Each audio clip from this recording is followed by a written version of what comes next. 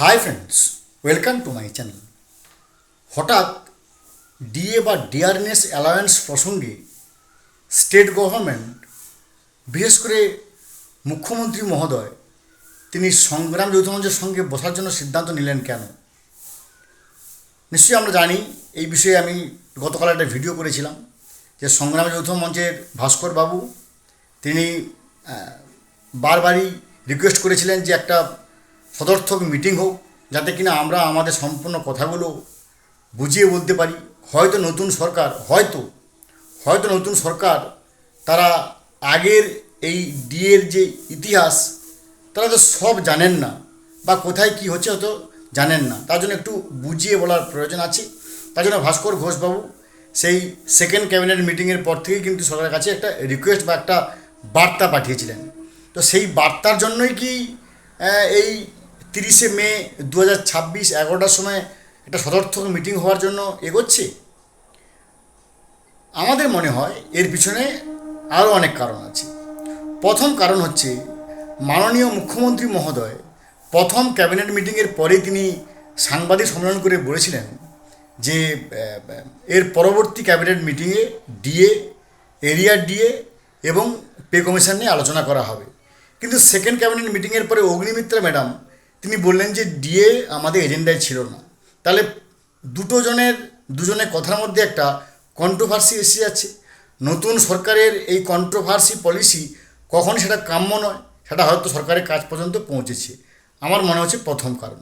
দ্বিতীয় কারণ, এই এরিয়ার ডিএ বা ডিএ নিয়ে মূলত স্টেট গভর্নমেন্টের আজকে এই যে বিপুল জয়, তার পিছনে কিন্তু স্টেট গভর্নমেন্ট এমপ্লয়িদের একটা বিশাল বড় হাত আছে।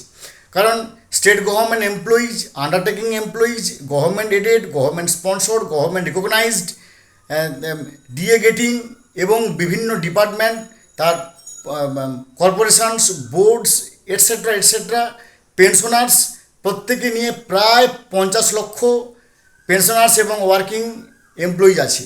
তাদের যদি প্রত্যেকে 3 জন করে হয় তাহলে প্রায় 1.5 কোটি।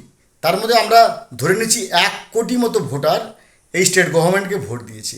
তাই 1 কোটি ভোটারের যে সাপোর্টকে কখনোই স্টেট গভর্নমেন্ট তাকে নিশ্চয়ই অ্যাভয়েড করতে পারে না বা এড়িয়ে যেতে পারে না। তার জন্য কিন্তু এই ডিএ একটা মিটিংয়ে বসার সিদ্ধান্ত নিয়েছে বলে আমাদের বিশ্বাস। 3 নম্বর, এরিয়ার ডিএ এবং ডিএ এটা নিয়ে সুপ্রিম কোর্টের একবার কড়া নির্দেশিকা আছে, যেখানে হিন্দু মালহোত্রা কমিটি তাদের রিপোর্ট জমা করেছে সুপ্রিম কোর্টে।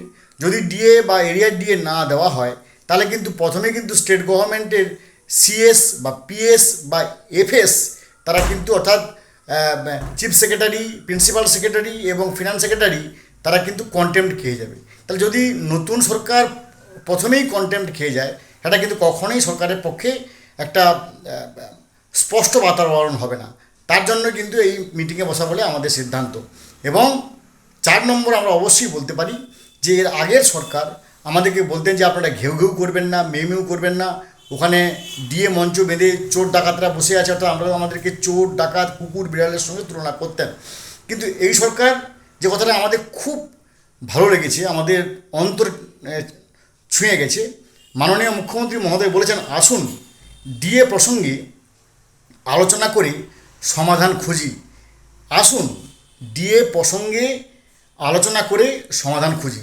দেখুন, বামফ্রন্ট সরকারের কখনোই আমরা তাকে সমর্থন করি না, কিন্তু বামফ্রন্ট সরকারের অর্থমন্ত্রী অসীম দাশগুপ্ত মহোদয় তিনি কিন্তু পরিষ্কারভাবে বলতেন যে ডিএটা এরা পাবেন, এনারা পাবেন, এনারা পাবেন, এবং শেষে বলতেন মাননীয় শিক্ষক শিক্ষিকারাও, অর্থাৎ মাননীয় শিক্ষক শিক্ষিকারা, অধ্যাপক অধ্যাপিকারাও এই ডিএ পাবেন।